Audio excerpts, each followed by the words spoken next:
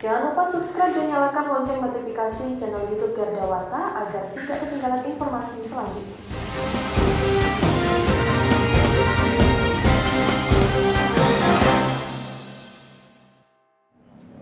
Profesionalitas dan objektivitas kinerja penyidik Satreskrim Unit PPA Polres Madiun Kota kembali menjadi sorotan berbagai pihak. Hal ini terkait proses penyidikan atas kasus penculikan dan eksploitasi seksual terhadap anak perempuan di bawah umur berinisial KMAW. Kasus ini menjadi sorotan berbagai pihak lantaran jeratan pasal yang diterapkan penyidik kepolisian terhadap tersangka DN 36 tahun seorang pengusaha asal Sragen, Jawa Tengah tidak mencakup semua kejahatan yang telah dilakukannya.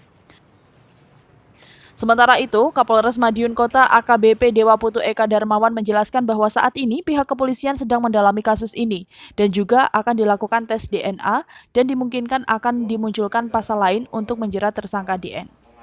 Yang berhasil kita temukan itu ya tentunya seperti pengaduan awal bahwa ada penculikan kan gitu, ada penculikan anak. Nah, kita temukan yang bersangkutan atau adik ini, inisial N ini sudah bawa bayi kan gitu. Tentunya kami mencurigai adanya perbuatan persetubuhan terhadap anak. Yang tentunya karena tempusnya kita tidak tahu kapan terjadinya, waktunya, kita harus lakukan penyelidikan lebih dalam. Karena apa? Kita tidak tahu itu anak siapa yang dipegang, yang tahu kehamilannya siapa kan harus cari tahu. Seandainya pun ada pengakuan dari pelaku, ya jadi dari tersangka yang sudah kita amankan juga dari D, ya inisial DN ini. Seandainya ada pengakuan, masih belum kuat kalau pengakuan, kita akan lakukan pembuktian yang lain. Ya tentunya kan dari pengakuan baru keterangan tersangka satu, keterangan saksi kita cari. Saksi siapa yang mengetahui baru dua alat bukti. Yang ketiga harapan kami atau langkah kami akan melakukan tes DNA. Karena membuktikan anak itu anak siapa, hubungan berarti ada ayah ibu biologis, orang tua biologisnya jelas. Nah kalau udah tiga kuat kami.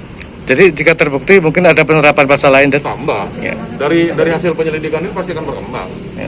Kalau kami dari pengaduan awal hanya penculikan anak saja, awal kami melangkah itu hanya awal. Tapi fakta yang kami temukan sudah pegang anak, kemudian anaknya ini kita belum tahu anak siapa. Kalau dari pengakuan kan baru dari alat bukti 104 baru satu keterangan saksi. Mungkin si perempuan, si anak ini mengaku hubungan biologis dengan tersangka. Keterangan tersangka mengakui itu baru satu, keterangan saksi dan keterangan tersangka. Kami harus cari bukti yang lain. Budi Santoso, Ketua LSM WKR menyayangkan atas penerapan pasal 332 KUHP terhadap pelaku. Menurutnya, seharusnya predator anak dijerat dengan Undang-Undang Nomor 35 Tahun 2014 tentang perlindungan anak dengan ancaman hukuman minimal 5 tahun dan maksimal 15 tahun penjara. Sebagai publik, ini saya menilai bahwa sangat jauh dari ekspektasi masyarakat. Karena apa? Jeratan pasalnya itu di pasal 332 KUHP. Ya, ini sangat jauh dari harapan masyarakat. Ya, seharusnya ini masuk dalam Undang-Undang Republik Indonesia tahun nomor 35 tahun 2014 tentang perlindungan anak. Dan di sini kayaknya penyidik kurang teliti, kurang jeli, atau memang ada rekayasa mekanisme hukum, karena di sini sebetulnya bukan, kalau di pasal 332 KUHP itu menyebutkan membawa lari anak gadis ya, tapi sedangkan di sini kayaknya tidak terungkap adanya persetubuhan yang mengakibatkan anak tersebut hamil sampai melahirkan. Kayaknya ini yang ditutup-tutupi dan ini publik sudah tahu. Inilah yang akan saya bawa. Saya akan terus mengikuti